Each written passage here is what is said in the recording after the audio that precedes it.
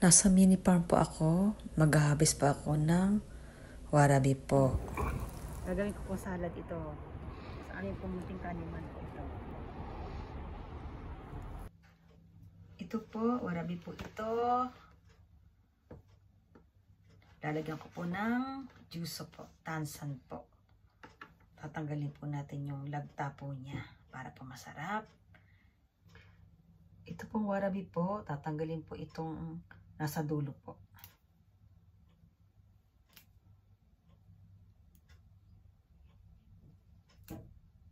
Yan po.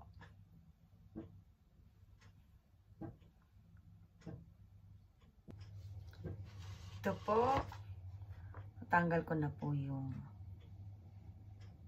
dulo niya po. Yan po. Ipapakulo po ako ng tubig para sa ating pong warabi po. Dito po ilalagay po natin. Yan. Ito po, kumukulo na po yung tubig. Lagay na po natin sa ating pako or warabi. Lagay na po natin ang ating kumukulong tubig po. Yan po.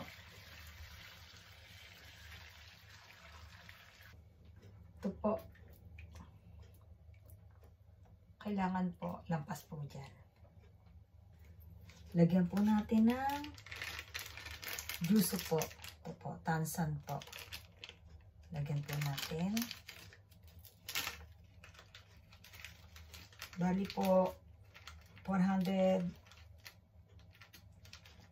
grams po yung ating pako. Kaya po,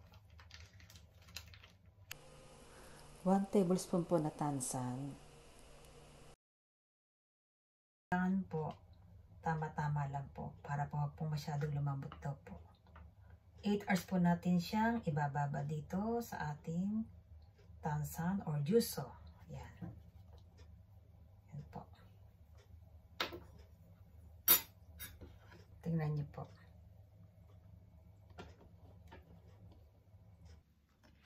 Ito po, naka 8 hours na pong binabad ko po sa juice or tansan po. Ngayon po, hugasan ko po siya. Tatanggalin po natin ang tubig. Ito po. Tatapon po natin ang tubig. Hugasan po natin ng ilang beses hanggang sa luminaw po yung tubig po niya.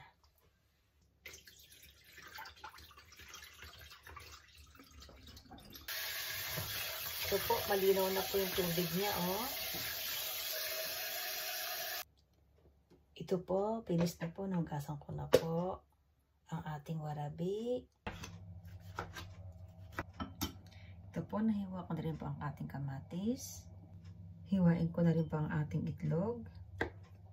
Ano po ito? Boiled egg po ito.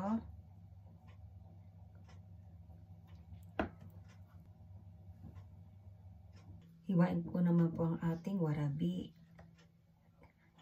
Ito po, ganyan po ang itsura niya, oh. Natanggal na po yung lagta niya. Ito po, hiwain ko po. Ganyan pong kaliliit pong hiwa.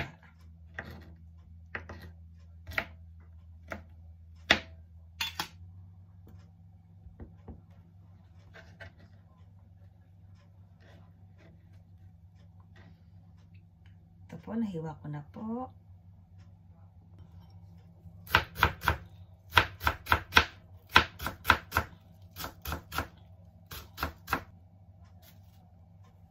Nahiwa ko na pang sibuyas. Igigisa ko po yung bawang para po sa ating warabi na salad po. Olive oil po. Lagay na po natin ang bawang.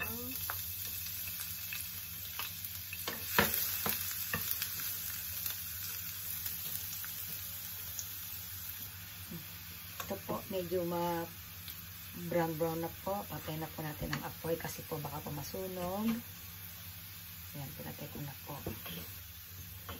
Ito po ang bawang. Pinisa ko po sa olive oil po. Ngayon po, pag halu-haluin na po natin ang ating warabi. Para po maging salad po siya. Ito po.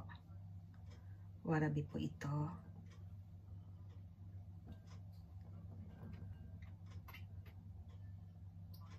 Sunod po natin ng onion po. Tomato po. Lagyan po natin ng seasoning. Ito po ay ano po to? Anchovy sauce po. Bagoong po sa atin. Lemon po. Tsaka po olive oil. Haluin lang po natin. Lagay na rin po natin ang ating bawang.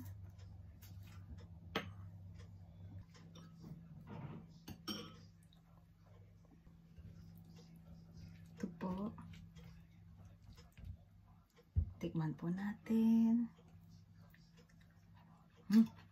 Masarap po. Lagay na po natin sa ating pinggan po. Ito po. Itampis po natin ang ating itlog po.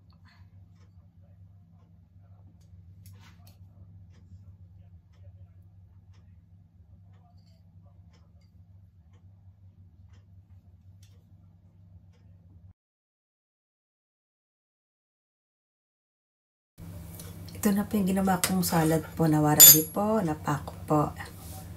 Yan po, tikman po natin. Kain po tayo.